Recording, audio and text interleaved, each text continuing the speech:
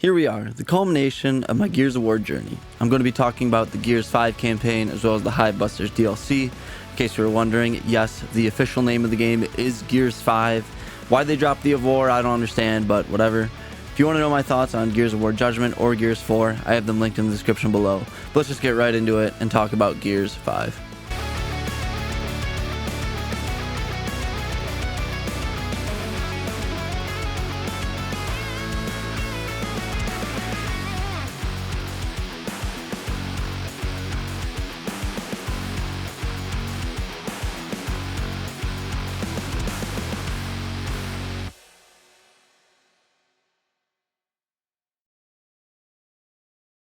Gears 5 was initially released on September 10th, 2019 for PC and Xbox One.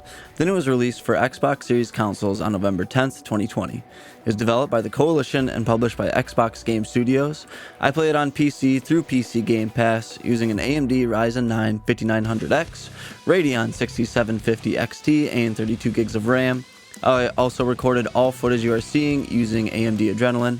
I also played this on my Lenovo Legion Go, and it was an experience to say the least. I turned pretty much every graphical setting down to its lowest and set the frame rate to 60, and going from playing on a relatively capable PC on high settings to using the Lenovo Legion Go with the really low settings, it was honestly like looking at Mortal Kombat on Xbox Series X and then looking at the Switch version of it. It was that big of a level of change. It was still playable, and I could always see what was happening. I just thought it was funny when I first saw it. You could probably bump up the settings a little if you want. I was running at a very rock solid 60 frames, and I much rather would have that than pretty visuals, but more unstable frame rates. Also, I am learning that I'm not nearly as accurate on my Lenovo than I am on my PC with shooters, and I'm a controller player on PC through and through, so probably it's just like the controller size and orientation or something like that. Also, when using my Lenovo, I use my Pixel Buds Pro often for audio. I have never had any issues with that whatsoever. However, when playing Gears 5, the audio is very choppy and inconsistent, cutting out every few seconds. I never had this issue before playing on that thing until I played Gears 5. Just something worth noting. This didn't stop me from playing on it, but it definitely made it more annoying than anything. In Gears 5, the story takes place a few months after the ending of Gears 4. You primarily play as Kate, a character first featured in Gears 4. As her, you seek to figure out the connection between her, the Locust, and the former Locust Queen. You are aided in your search by a cast of characters, including Gears 4 characters, JD and Dell, as well as series staples like Marcus Phoenix and Damon Baird. That's pretty much it. A short and sweet summary of the story. That's definitely the basis of it, I would say. So at this point, I've talked Gears to death in a relatively short time. It's a third-person cover shooter. The gameplay is tons of fun, yada yada yada. Watch the prior two videos I mentioned if you want more on that. Instead, I'm going to focus on, in my experience, what makes this Gears game different from the others I've played. Then after that, I'm going to talk about the Hivebusters DLC for a little bit, because that came packaged in with the whole thing on Game Pass. First and foremost was the difficulty of this game. Granted, I did play on the campaign on Insane, which is the second highest difficulty setting, and I know Gears games can be punishingly hard when you want them to be. This is my first real experience getting absolutely grinded up and spat out by the Gears of War. Allow me to take a moment to show you a short compilation of something I became intimately familiar with here in Gears 5.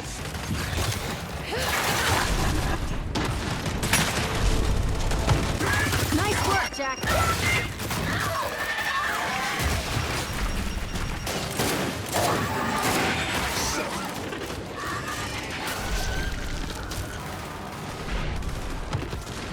I died so freaking much through my playthrough of this game.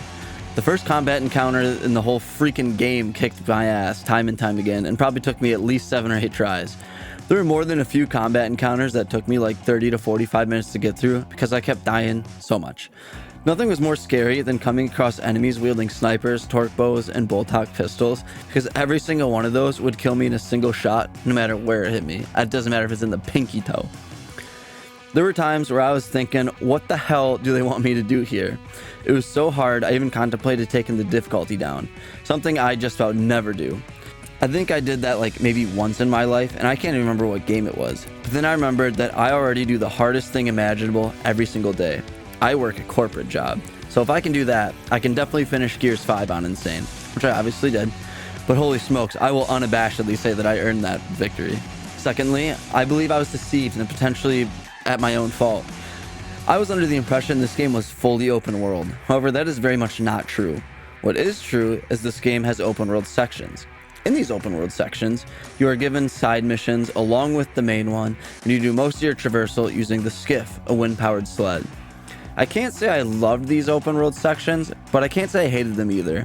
I was ready to hate this game, as I think Gears of War is honestly one of the last series that needs to go fully open world, but I was pleasantly surprised it wasn't the full game. And if you focus on the main objective, you can honestly probably fly through these parts pretty quickly. I think that if Halo Infinite, for as much as I like that game, they could have learned a lot from Gears 5. They probably should have used open world sections before committing to a full open world game to gauge community interest in that type of thing. They were so caught up in thinking they could and never stopped to think if they should. So no way is Gears 5 an open world game. A lot of it is still very linear, but the open world sections, yeah, they weren't awful. I'll give them that. Third is the presence of Jack. The little bot makes a return in Gears 5 and now has a whole new row to fill, as you can unlock a whole mess of abilities and upgrades for him. These abilities fall into two categories, helping you and disrupting the enemies, and you can equip one of each at a time. These abilities include, but are not limited to, bulletproof wall to protect you, making you invisible, placing shock mines on the ground for enemies to trigger, so on and so forth.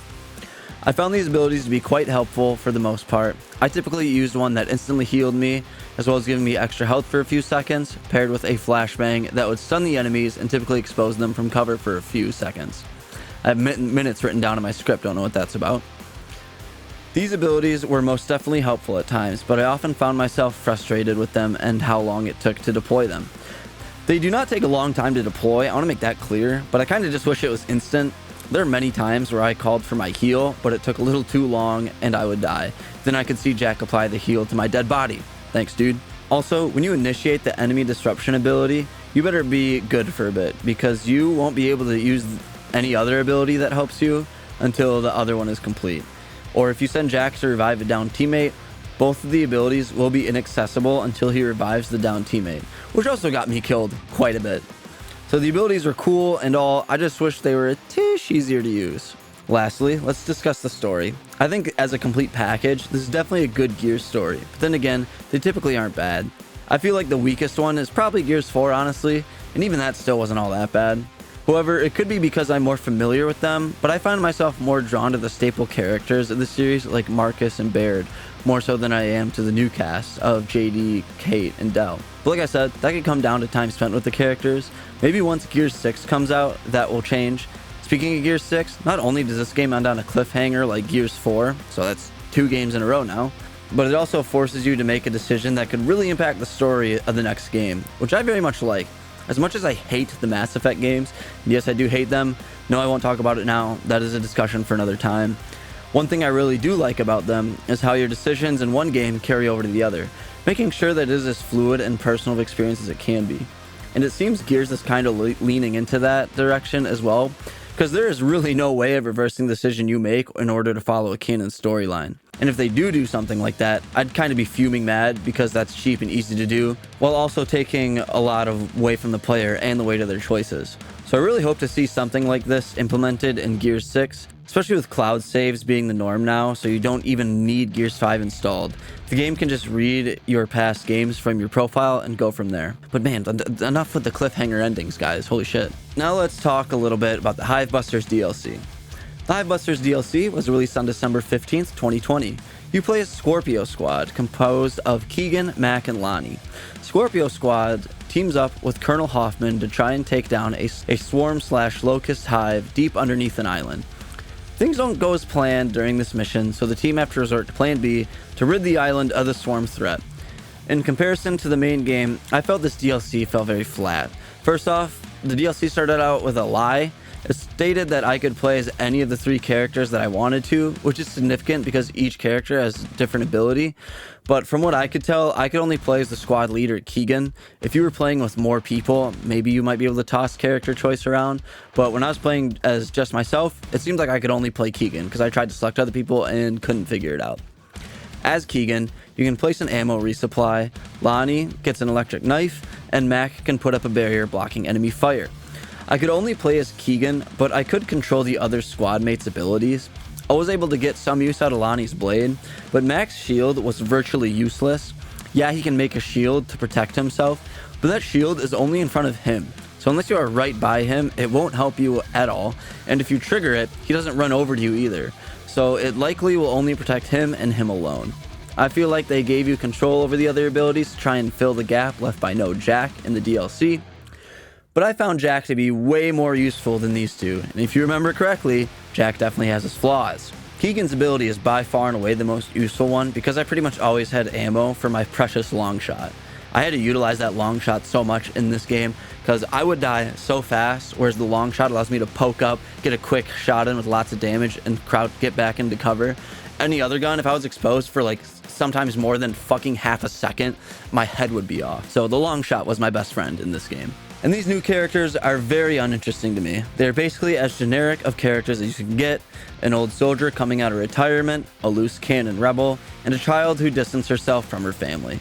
These characters can still be interesting with generic backstories, but the writing for them is just a letdown and does very little to give you a deeper understanding of these characters.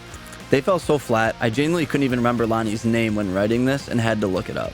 As far as story of the DLC goes, it honestly failed to hook me in. The characters are forgettable, Hoffman feels kind of shoehorned in, and you won't believe this, but the DLC ends on a cliffhanger ending! Just like Gears 4 and 5. Hey, Coalition, let's have a real ending for once. As someone who doesn't really like cliffhanger endings, this is truly tiring. I kinda get it with the main game, but I'm still not a fan of it. But the DLC, come on guys. Gears 4, I was like, alright. And then 5, I was like getting kinda old of this. But then the DLC, I've had enough. The main game was great, but this DLC genuinely adds nothing to the Gears of War experience to me personally. But honestly, I seem to be in the minority of not liking the DLC according to Metacritic. So I would say play it for yourself, and then maybe, if you have played it, talk to me down in the comments, tell me what you thought of it. You may like it more than me. All in all, Gears 5 continues that trend of raw, inescapable fun that the series has become known for. It's retro, third-person cover shooter fun. Although the formula is a little outdated, with its heyday being in the mid-2000s, if you ask me, Gears of War continues not only to soldier on, but march triumphantly as it continues to mostly show quality in today's day and age. Although it is a spin-off, I highly recommend you play Gears Judgment, as a lot from that game comes into play into the Gears 5, and will only elevate the experience for you. Or at the very least, watch a video about the game, maybe perhaps from one of your favorite YouTubers that you just found that you just subscribed to. Thanks for that. I am a little confused on why the next Gears game is a prequel to the original game, especially with 5 ending on such a cliffhanger. The Coalition has said they fully intend to carry on this storyline at some point though, which I'm most definitely looking forward to. And I'm looking forward to E-Day too, make no mistake.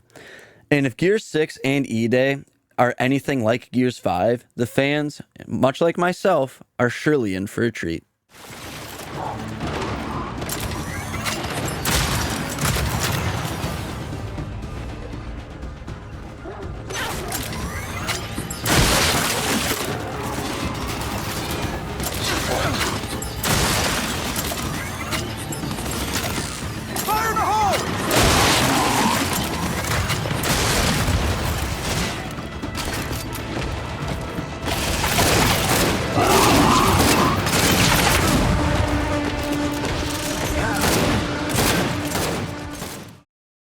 It appears my Gears of War journey has come to an end for now, but it most definitely was a journey worth taking, and I highly encourage you to play the Gears games if you have a chance, so that way you can hop right on the train when the new ones come out.